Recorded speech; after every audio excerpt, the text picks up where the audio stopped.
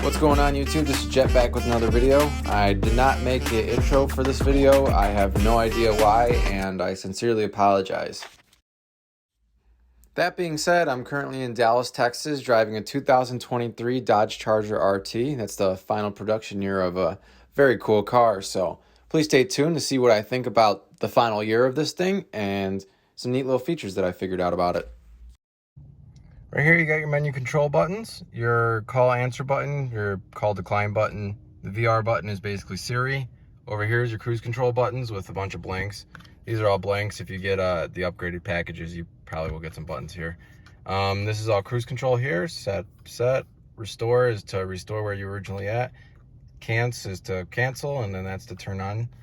Right here is your turn stalk, your wiper stalk, your lights, your everything. Over here will be your lights, auto, brights, your trunk button dials to turn up the lights in your car, turn down the lights. Right over here are your window controls. Your mirror controls are right here. Standard in pretty much every single car. Lock buttons, child locks, auto, up and down on the front too. That's nice. Taking a look at the center here, you can see that you have the mute buttons, screen off buttons, traction control, park assist, super track pack. That just basically brings up some settings on your screen. Sport mode, always turn that on when you get in the car. Highly recommend it. Just keeps you in higher RPMs. Your volume, your tuning knobs, and then all your AC controls. Very standard AC controls, very simple. That's up, down, for heat, cool, on, off. Very simple. There's a DC amp right there, or DC outlet, I should say.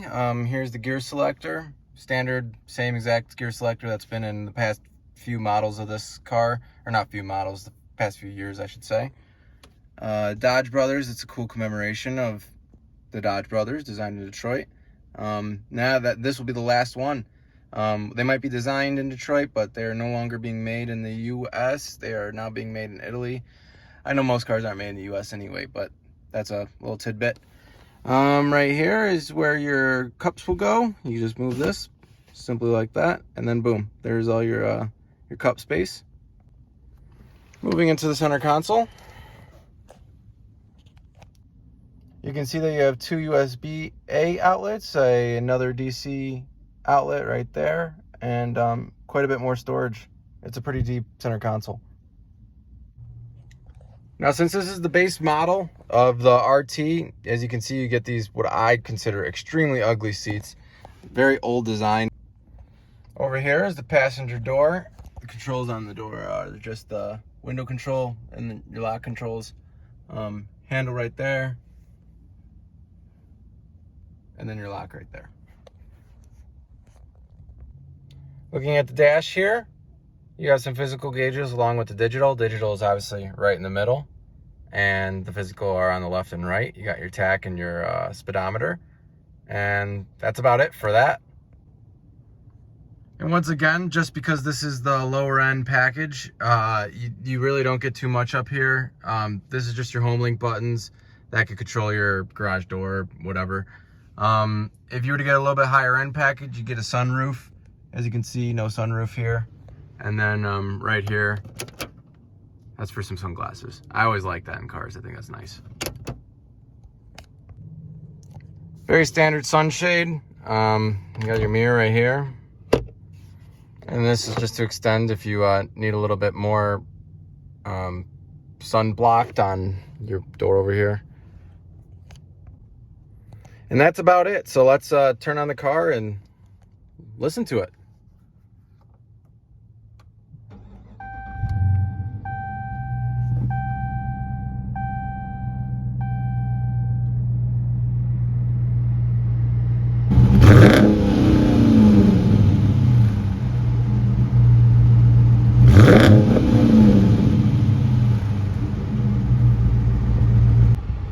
Man, did I need that AC on. It's getting really hot in this car. I had the doors closed and everything, and it's currently 83 degrees out here in Texas. Back in Texas once again.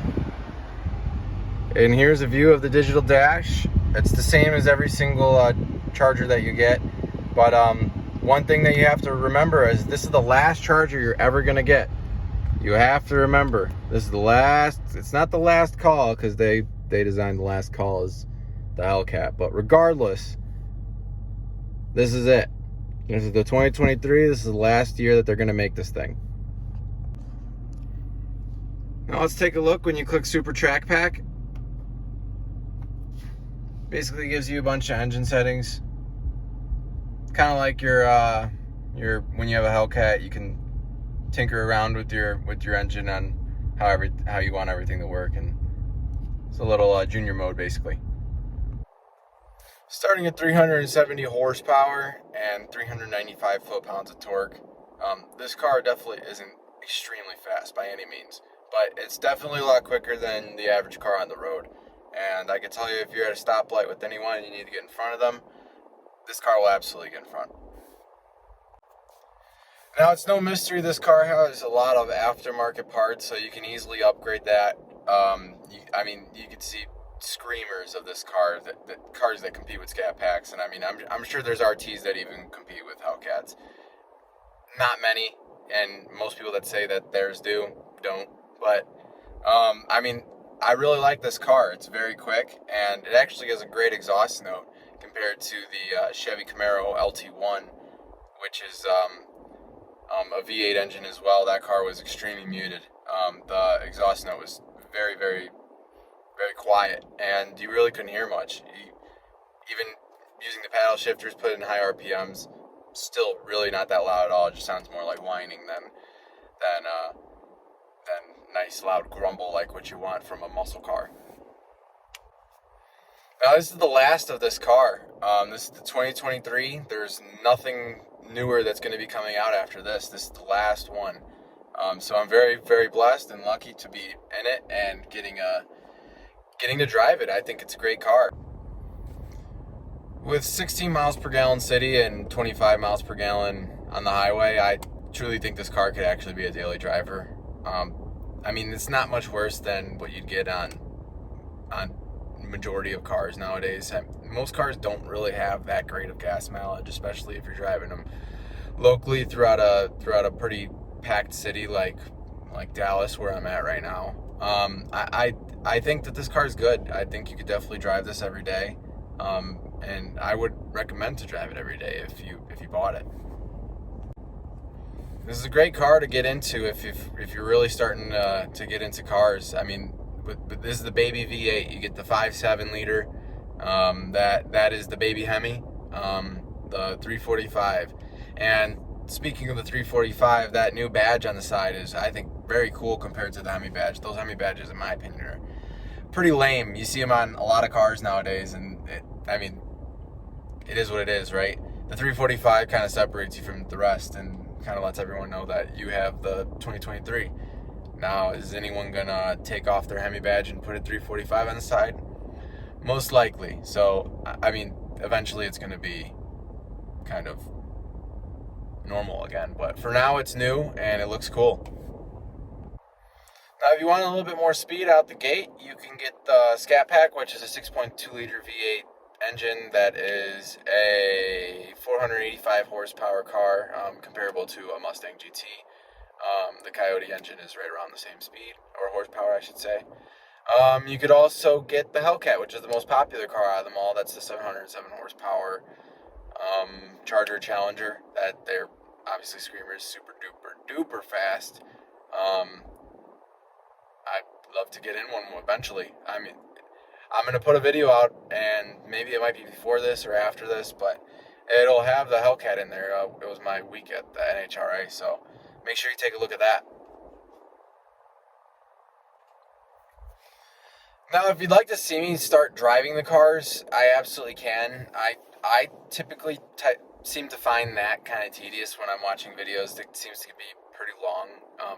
The edits are pretty spread apart. The cuts, I should say, are pretty spread apart. So it could get pretty long, and I feel like there's not too much to talk about, especially on these pretty standard cars. If you want to check that out, absolutely let me know. Please let me know in the comments. I have no problem doing it. I want to see what you guys like best, and so far I haven't gotten any feedback, so I'm just testing stuff out. If you've been watching since the start, I've been saying that I'm going to be getting a mic. So I really want to. I don't want to get a cheapy one that makes the sound quality worse than what I'm already using, which is just my iPhone.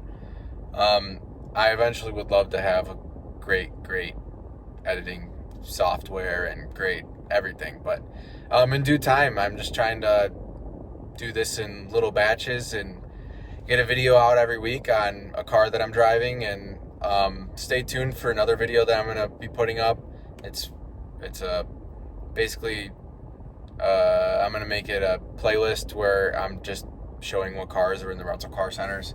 I didn't think that would be that popular, but it's my most popular video on my channel with over 1,000 views. So, I mean, that's half my views. So, pretty awesome. Stay tuned for that. I got the Hertz rental car coming up, and the National rental car at Dallas. So, I got both of those.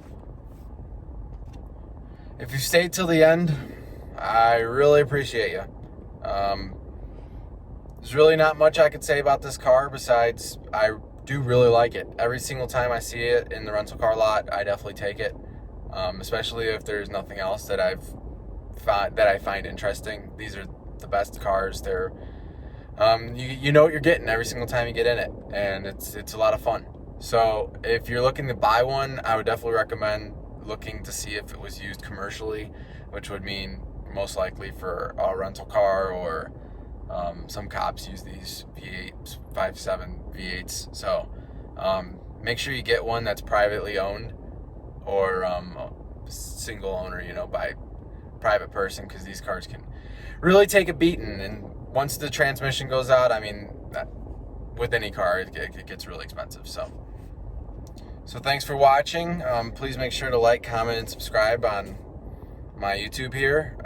Click the notification bell if you like what you're watching. I'm going to try and make sure I post videos weekly, if not more than once a week.